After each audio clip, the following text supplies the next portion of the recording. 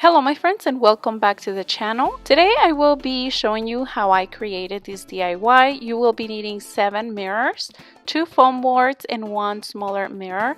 The first thing that you will be doing is taking out the mirrors from the frames and arranging it on the foam board. I will be recycling this middle part right here, so this one is already done. I already had put some of the foam board like so. So practically what you're gonna do is that the mirrors that are going to be overlapping, you want to create a 3D mirror. So for that I will be using some of this foam board on the back of the mirrors so they stick out a little bit, and then I will be applying some diamond wrap in case you can see the sides, it doesn't look white. Now for the flat ones, or for these ones that I want to stay flat, I will be using hot glue and E6000 to put them in place. I also want to mention that this idea is not totally mine. I was inspired on a YouTuber as well. I will be putting all her information in the description box. Now the hot glue is going to make sure that they do stay in place. Now for the middle part, this is the part that I already had done before, but you can do it very easily. I'm going to go ahead and apply E6000 and then hot glue, and I will be pressing it down right in the middle of the actual board. Now for the next mirror, I did want it to overlap a little bit more, so I went ahead and cut off more of this foam, and I'm just going to apply this piece here, so again it sticks out a little bit more.